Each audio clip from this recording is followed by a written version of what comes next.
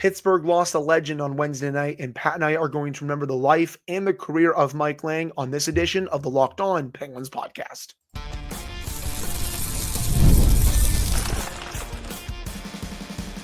Your Locked On Penguins, your daily podcast on the Pittsburgh Penguins, part of the Locked On Podcast Network, your team every day. Hello and welcome back to another edition of the Locked On Penguins podcast. I'm one of your hosts, Hunter Hodes. You can follow me on Twitter at Hunter Hodes, joined by my co-host, Patrick Damp. You can follow him on all social media platforms at Send for Wet, and you can follow the show's Twitter at LO_Penguins. Of course, thank you all so much for making this your first listen/watch of the day. We are free and available on all platforms. Pat, we are here to remember the life and the outstanding career of the voice of the Pittsburgh Penguins, Mike Lange, the voice of my childhood, the voice of your childhood, the voice of so many Penguins fans' childhoods over the years, as Mike passed away peacefully on Wednesday at the age of 76. And we're going to get to some of our favorite sayings from him, some of our favorite calls from him a bit later on in the episode. But I wanted to start with this. I think he is the greatest broadcaster the world has ever seen. I will die on that hill. He had such a way with words that I could close my eyes anytime I tuned into a broadcast, and I felt like I was at the game. It didn't matter where I was, whether I was at home, out somewhere. It didn't matter. It felt like when he was calling a game, he had a way of pulling you in and making you feel like you were at the arena, whether it was the Igloo or PBG Paints Arena. He had a way of making you feel like you were there with thousands of fans watching the same game that he was. Like, again, I really could close my eyes and picture everything that was going on. His cadence was absolutely sensational. And that's what really stood out to me with how he called games. The way he was so specific with goal calls, I felt like was also so great when it came to Mike Lange. And I also always remember him teaching me something during every broadcast. It didn't even have to be about hockey. He taught me something every time I tuned into a broadcast, and I'll always love that. But when it comes to strictly hockey, I specifically always remember learning something new during each broadcast. I know I've talked about it on the show before. You know, my mom is the biggest reason why I got into hockey, but Mike Lange taught me so much more about the sport every time I tuned into a broadcast. And I will always remember that, and I will always cherish that because he was so good at his delivery, again, his cadence, everything about the way that he called games was sensational. That's what I wanted to start with for today's show. I'll also always remember, well, again, we'll get into some more great moments a little bit later in the show, but I want to leave everyone with this before I give this over to Pat. Game 7, 2009, 6.5 seconds left. Penguins are about to do the final face-off in their own zone. Red Wings are trying desperately to tie the game.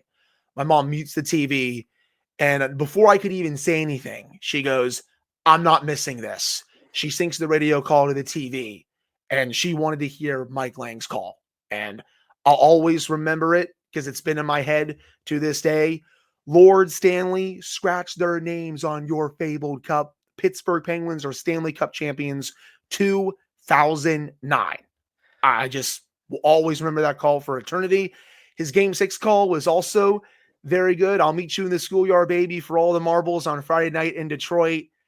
Again, man, he had such a way with words that you really could picture yourself at the arena watching the same game that he was, the same way he was watching it. And one last thing, felt like he always knew when something big was going to happen. Not many broadcasters have that. He is the GOAT, in my opinion. But Pat, now I'll hand this over to you. What did Mike Lange mean to you as a Penguins fan? I don't want to make this podcast about me, about you. It needs to be about Mike Lange. And I'll say this much. You guys are going to have to excuse me. I'm going to really struggle through this episode because sports have not made me legitimately cry in a very long time.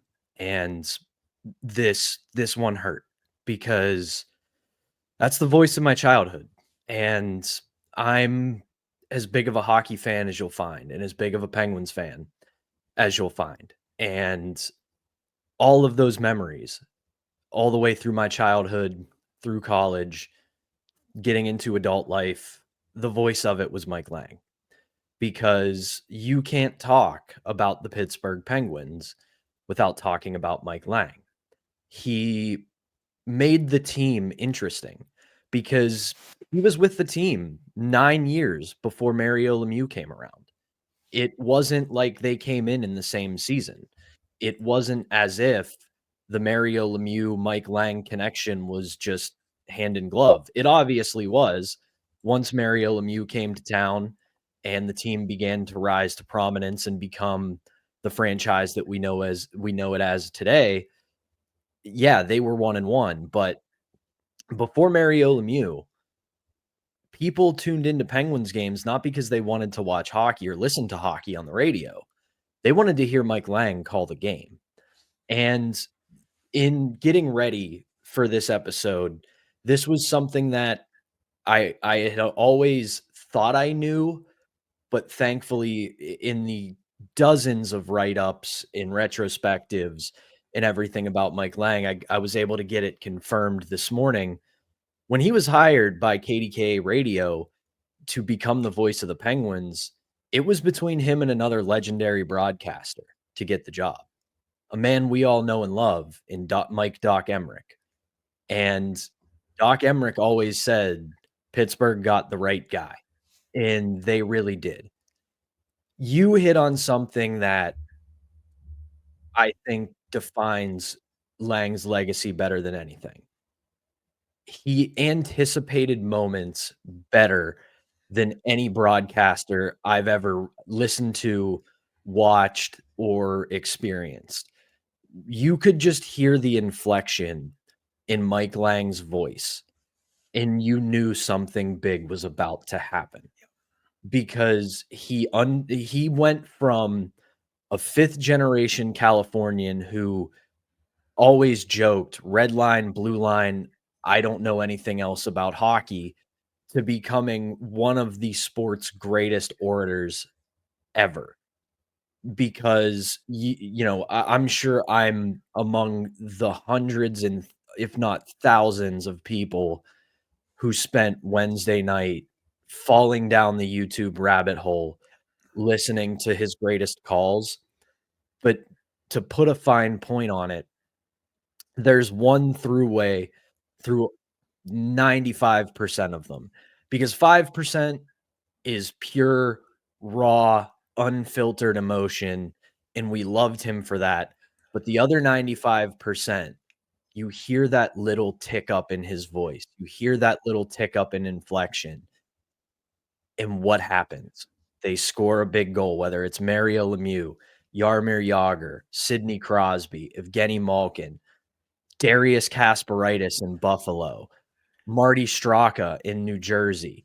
And when his voice went up, you could be listening on, name a station this team has been on in Pittsburgh, KDKA Radio, 94.5 3WS, 105.9 The X. But once you heard that inflection, you already knew it was over. You already knew that Lemieux was going to do something incredible. You already knew Sidney Crosby was going to dazzle like someone we've never seen before. And he described the game in such a way that it didn't matter if you were like us two goons who have been watching the game for the majority of our lives and agonize over every little thing, or if it was your first time ever tuning in. He made you feel welcomed, and he made you understand the game. You couldn't have said it any better. I'll always remember just him letting the hey shoots and scores rip for every big moment that he got to call during his broadcasting career. I mean, you look back, Pat, he got to call all 5 Stanley Cups. He got to call Crosby's first goal, Gino's first goal, Jagr's first goal, Mario's first goal. Like, I get chills thinking about that he got to call all of those legendary moments in this franchise's history. And I wouldn't want anyone else calling those moments, truly. No, and I mean, this is so overused in this day and age, and it's not even just this day and age, it's so overused in general. Everybody loves to talk about this when it comes to athletes, entertainers, you name it. They love to say the whole, he's just a regular guy. He's just a regular dude. And Mike Lange is that. He wasn't yeah, he went to school for broadcasting. He had a broadcasting career, and it's where he wanted to be in his life. He even said before his retirement a few years ago that he kept pressing along so he could hit the 50-year milestone of working in hockey. But somebody, and you'll have to excuse me for not remembering who said it, but Mike Lange calling games, whether it was in the play-by-play booth, whether it was going on various radio shows in the city, or just seeing him in public. Talking hockey with Mike Lange felt like you were sitting at a bar with a friend of yours, just shooting the crap and talking about hockey, and we loved him for it. He may not have been a native Pittsburgher, but he sure as hell became a Pittsburgh native for everything he did for this team in this city. 100%, man. And again, I was talking to a couple people about this last night.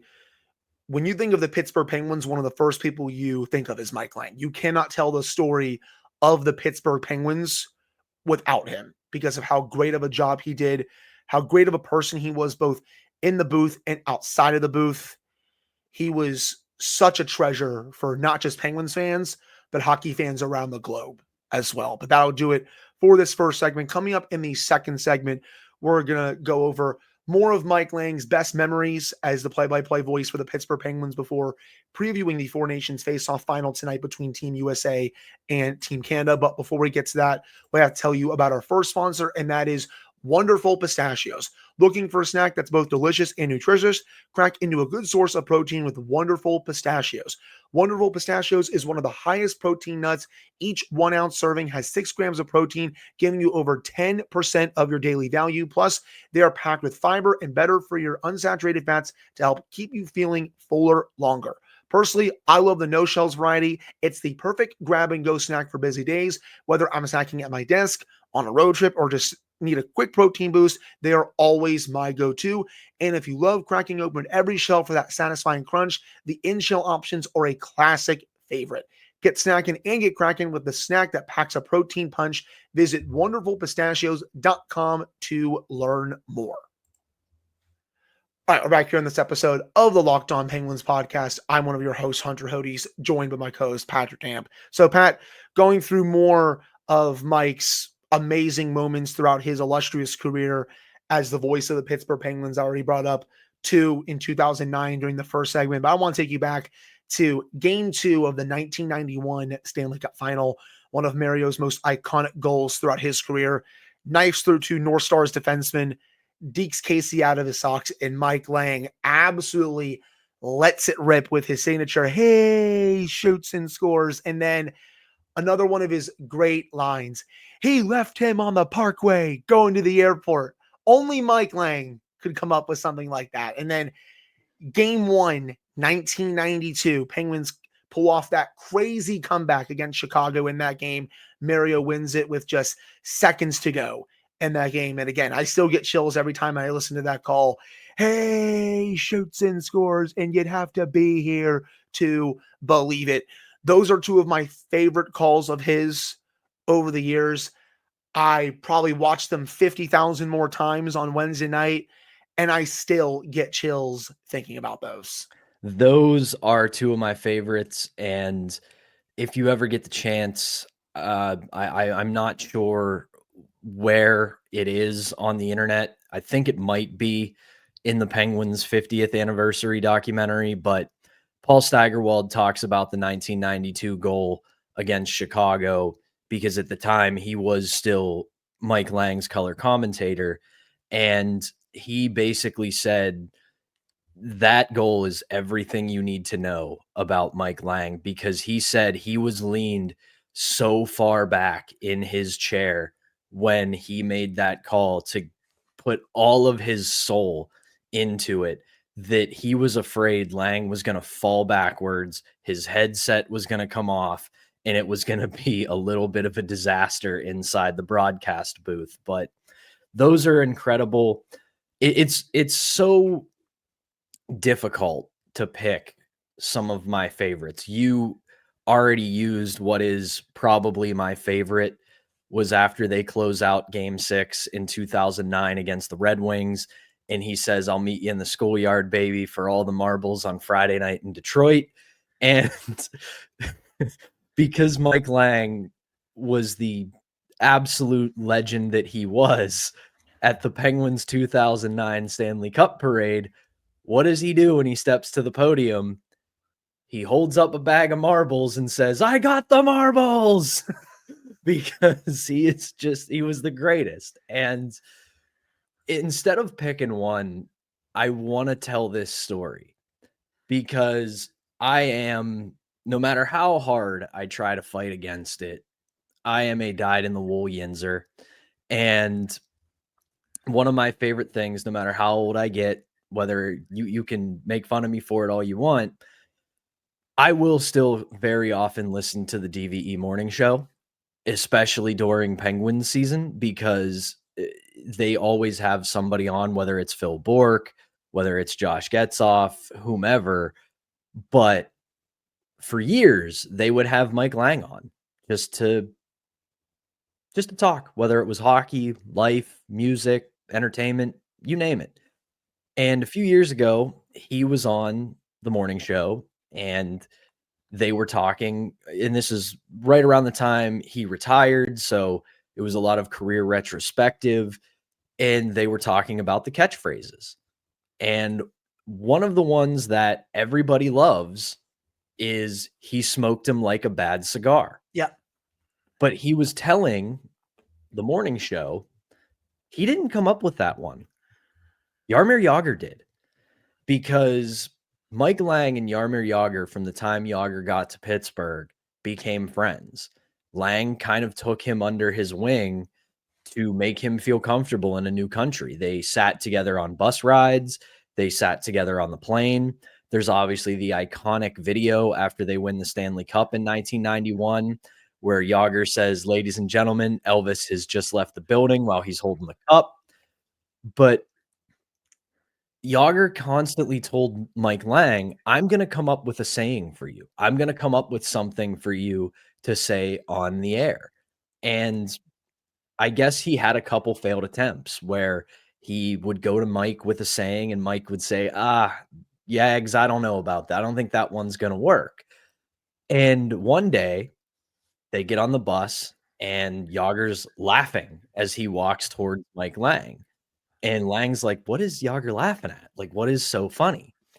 And he tells him, "Mike, I've got your new saying." And he's like, "Okay, Yags, what do you got?" And in his broken English, with his accent, through laughter, he says, "He smoked him like a bad cigar." And Lange laughs along with them, but in his head, he goes, "That's it. That's the one." And the rest is history, because we all know, how many times did we see Jagr goals, Lemieux goals, Crosby goals, Malkin goals, you name it. And Lange throws with his signature baritone, "He smoked him like a bad cigar." And that was all thanks to number 68.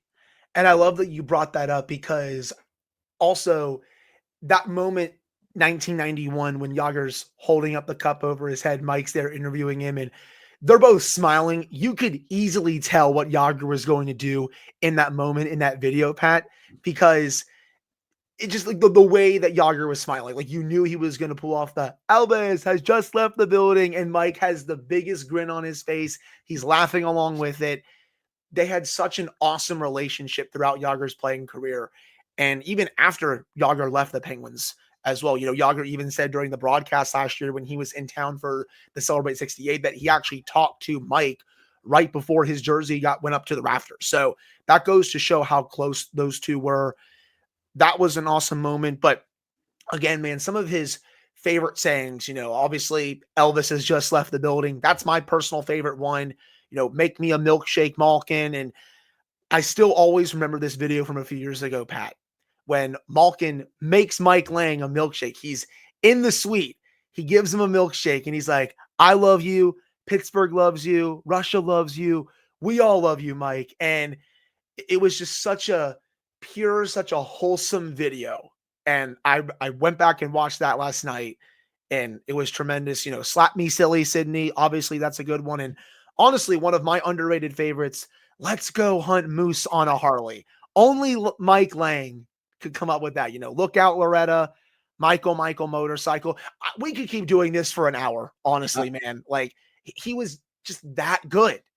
Speaking on how much Mike Lange became a part of the fabric of the city, I said this to a friend last night because, and this is going to be one of the hardest parts for me on this show because again, I don't want to make the episode about me, about us. It's about Mike Lange, the greatest to ever do it.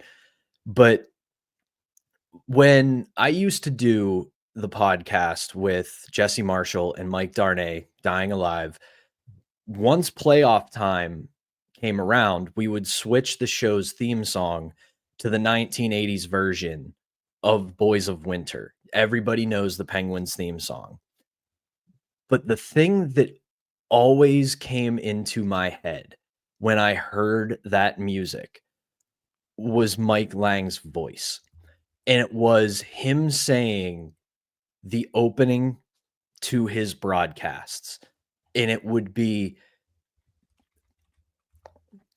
it's a hockey night in Pittsburgh tonight from the Mellon Arena. It's the Pittsburgh Penguins and the Philadelphia Flyers. Hello again, everybody. This is Mike Lange alongside the old 2-9er Phil Bourque. And that just felt like a warm blanket. And you can picture it in your head, not even playoffs. I don't want to take it all the way to when it means the most. When it was a brutally cold, snowy, gray January night, you had a crappy day at school, a crappy day at work, whatever. When you heard Mike Lange say it's a hockey night in Pittsburgh, everything just washed away. And for those couple hours, it was you, it was your favorite team, and it was Mike Lange. And no matter what was happening in life, none of it mattered for that couple of hours because it was you, your close friend, and your favorite team. 100%. That's a beautiful way to end that. Again, the way that he was able to suck you in, you close your eyes, and you're there at the game. I know I said it earlier in the show, but it is true, man. That's how good of a job he did as the voice of the Pittsburgh Penguins. And we send our thoughts to his family, his friends, the entire Pittsburgh Penguins organization, and the entire hockey community as we mourn the loss of the voice of the Pittsburgh Penguins, Mike Lange. That'll do it for the second segment. Coming up to end the show, Pat and I are going to preview tonight's Four Nations Faceoff final between Team USA and Team Canada. Don't miss it. That's coming up right after this. All right, we're back here on this episode of the Locked On Penguins podcast. I'm one of your hosts, Hunter Hodes, joined by my co-host, Patrick Dam. So, Pat, I know I keep saying it, but tonight is really the main event. Team USA, Team Canada for a title, the last best on best game until the Olympics next year. And I'll probably be blasting Freebird on repeat all day today. This is going to be one heck of a game. It looks like Austin Matthews is going to be ready to go. Matthew Tkachuk is going to be ready to go. Brady Tkachuk, it looks like, should be ready. At least that's what Matthew Tkachuk is saying to the media throughout the week. Charlie McAvoy, though, he won't be playing for Team USA. Just hope everything is okay with him after he had to be hospitalized for his injury and the infection to it and all that. We thought Quinn Hughes was on his way to Boston, but it looks like that situation has been so in flux that now he's going to be staying in Vancouver. Right? It looks like he's not fully healthy to go to Boston, but I think they might be calling in some reinforcements just because there might be a little bug going around the room and all that. But Team USA, they won the first matchup in Montreal. Now they got to do it again in Boston against a really upset Canada team.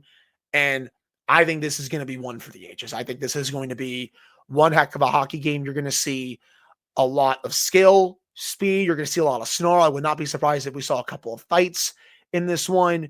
But I am so looking forward to this. Team USA, again, the best USA team of my lifetime versus a Canada team that is ridiculously stacked. The US, again, has the edge in net with Connor Hellebuck versus Jordan Binnington. I still think when I look at tonight's game, that's going to be the difference. I'm still going to stick with Team USA. But, man, I still get nervous because I could see Sid, as I said on Wednesday, I could see Sid putting together a vintage performance after so many memorable moments with Canada throughout his career. I could see him doing it again tonight against Team USA and breaking all of our hearts. I am so excited to watch this game. This is going to have all the makings of a classic. And before I get into any analysis of it, my hope is that it's not a letdown, because as much as, yes, I am wanting to see Team USA and USA Hockey finally take that next step up the ladder and really become genuine competition for Team Canada, I don't want this to be a rout either way. I don't want Canada to come out and win by multiple goals. I don't want the US to come out and win by multiple goals. I want this to be a heavyweight slugfest. I want it to be 3-2, 4-3, 5-4. And at the end of the day, I have to kind of, I'm going to say, borrow a take from ESPN's Greg Wyshynski, where he told Jeff Merrick yesterday, basically, for this tournament, which has already been a smashing success, it's leading sports shows across the country. You're seeing hockey players pop up on Sports Center. PK Subban's on First Take and Get Up, and Sports Center's interviewing Team USA players in the middle of the day. So it's really a success in that way. But for it to be a complete success, USA has to win, because if Canada wins, it's more of the same. Canada wins, everybody expects Canada to win because Canada is the country of hockey. USA wins, it's a moment. It's a moment for the sport. It's a moment where you're going to create new fans. You're going to create new players. You're going to grow the sport itself, because whether we like it or not, as diehard hockey fans, it's still the fourth or fifth most popular sport in America. So for this sport to truly grow, we need a Team USA win. Now, looking at the game itself, I know that we had a commenter tell me, hey, you said whoever wins the first one is going to lose the second one. That is before. I said that before the tournament started. And while I'm not backing away from that analysis, I do think this is two of the best coaches to do it going head to head. I still look at two things that worry me.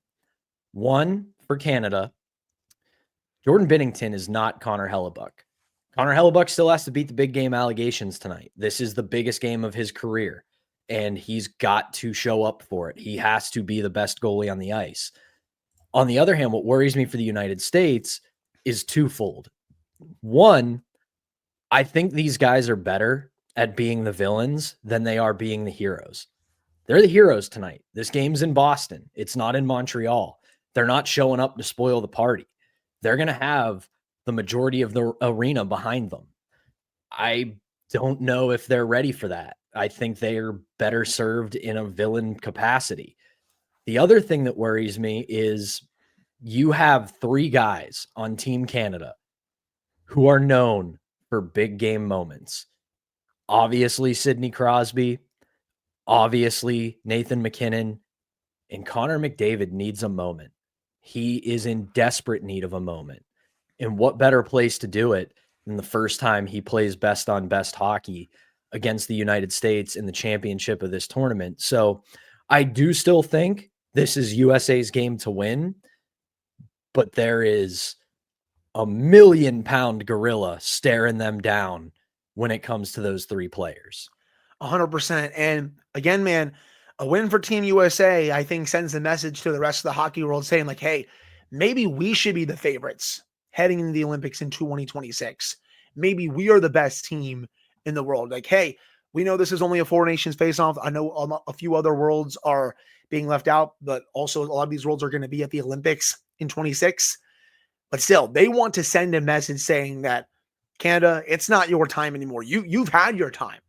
They want to send a message saying, like, hey, it is our time now. We are the favorites, and we want to go win this gold medal after beating you in this tournament. And I can't wait to see how it unfolds. This is going to be an instant classic, I think, in my opinion, and the entire country is going to be watching this. There's not much else on tonight, people. NFL's out of season. The NBA, yeah, they're back from their All-Star break, and some games will be on, local TV and stuff, but everyone is going to be tuned into this. Baseball season's not back yet. The Daytona 500 was, last Sunday as for like another big sporting event that happened last weekend. But everyone is going to be watching this tonight, and I can't wait to see how it all goes down. Why not? Life is short, as the first two segments of this show showed us. So what the hell? 4-3 USA. They win the Four Nations face-off. Every time I make a prediction like this, I feel like it just ages like milk. So I'm not going to make a score prediction. I'm just going to stick with my gut and what I said a couple weeks ago, and that Team USA is going to win this event. And I think Team USA wins tonight. I don't want to give a score prediction, though, because I think it's just going to age like milk. But, Pat, I think that will do it for today's episode of the Locked On Penguins podcast. Thank you so much for taking the time to listen to / watch this one. To end the week on Friday, we'll recap this Four Nations game and get you set for some big Penguins hockey this weekend. Two massive matchups against both the Washington Capitals and the New York Rangers. So for Patrick Damp, I am Hunter Hodes. Thank you all so much for tuning in. We both appreciate it. We'll be back on Friday.